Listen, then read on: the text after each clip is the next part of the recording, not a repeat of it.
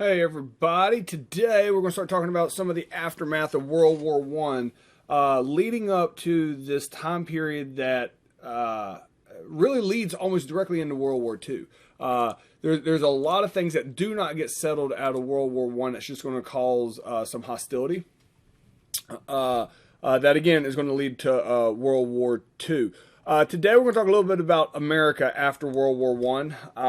Because America, as we go through, there's some stuff that happens in the 1920s, early 1930s in America that is going to exacerbate the problem that will lead to World War II.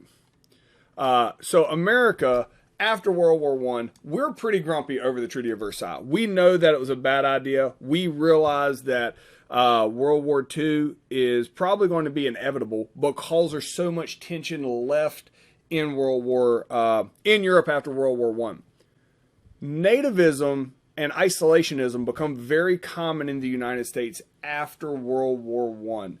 Nativism is like racism against immigrants that is very common in the United States at the time. So we are very much against anybody coming into the United States that wasn't already here, and we will talk about in American history in detail how that progresses throughout the time that America is. One of the most important things here for world history, however, is isolationism. America completely wants to stay on their own after World War One. We don't think we gained anything from World War One because we didn't gain anything from World War One. We also see after the Treaty of Versailles how aggressive the other countries are being towards each other, and we don't want to have anything to do with it. We're going to become isolationist, meaning that we are going to only worry about what we can do over here. If Europe wants to be crazy, fine, let them. So as we go through the stuff, we start talking about what's happening in Europe as it progresses through, we don't care. When we start talking about Hitler and Mussolini and them coming to power, we don't care. We, being America, doesn't care because we feel like they almost deserve it. Like they did it to themselves. We're staying out of it. When another war happens, don't come asking America for help. That is the mentality in America after World War One, because we were so grumpy with how it ended. Like we went over there, we felt like we saved everybody. Then they don't want to listen to reason and they just want to keep squabbling. We're like, fine, we're out. Don't ask us next time. Number 21 here is, why do you believe that America became more isolationist after World War One? The reason they became more isolationist after World War One is in large part because nothing benefited us from World War One.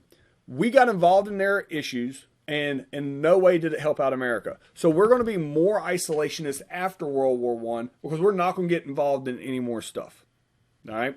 And again, I want to reiterate it as we start moving into these next units, that having the actual question here that I'll stop and go through, we're going to phase that out starting next unit. And the reason we're going to do that is you're going to start getting used to the other history classes where you just listen and then answer. You're still going to have the questions. You're still going to have everything else is going to be the same. Just me actually stopping and having the question on a slide and talking to you about it, that's going to be phased out so that the end of this course, you can start getting used to what you'll need to be doing in future social studies classes. All right, this is like a picture in America. This is like the fear in America. This is supposed to be a caricature of Asia and then Europe, and they're like consuming Uncle Sam. I don't know what happens when they get to the middle, if it's like a Lady and the Tramp type situation or what. All right, so while this is, I got a picture of this beautiful gentleman right here. This is Vladimir Lenin. This is the leader of communist Russia. So the reason this is worth talking about here of what's happening in America is after World War II. The issues we'll talk about in detail for the rest of this course in world history is going to be the squabbles between democracy, which is America, and communism, which is Russia. So Russia has become communist. Russia has become pretty effective after World War One. They become pretty much a superpower. Very quickly, communism works really well in Russia. All right, everybody was dirt poor. Now they're all like middle class. Communism has worked fantastic. terrifies America because it goes against what our views are with a free market economy and things like that. It is worth noting that in the 1920s, after World War I, communism looks like it's going great in Russia. Terrifies America because America feels like communism could happen here and we could get overthrown and we could become communist. So that is a legit fear in the 1920s. Long term, though, and I feel like it's necessary to mention this, long term, though, communism in the Karl Marx version doesn't really work. And the reason it doesn't work long term is because it goes against human nature of this constant desire to be able to be better.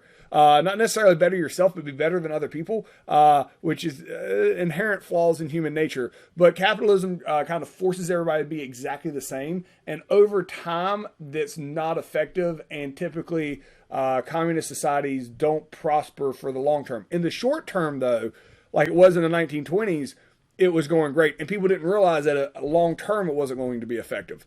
But Vladimir Lenin is this beautiful human being right here. He is the guy in charge in Russia, and America already has a lot of hostilities against Russia because they are communist and very different than us. Russia also not a big fan of what America.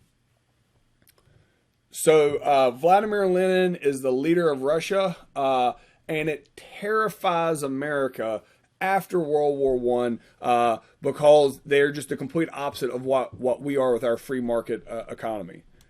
So number 22 here is, why do you think America became terrified of communism in the 1920s? It's different for the first part. Communism is very different than what America does. It is not a free market. It is not a democracy, and the people don't have as much say-so. We are very committed to the way we do things, and we are afraid when something is working for somebody else, they may come try to force that onto us. So it's kind of an irrational fear, but it's called the Red Scare because red is like the color of communism. So America did have this fear of communism in the 1920s. All right. Today is going to be pretty short. That's as far as we're going to get today. So the next thing we're going to talk about and finish up the unit is what's happening in the rest of the world right after World War I.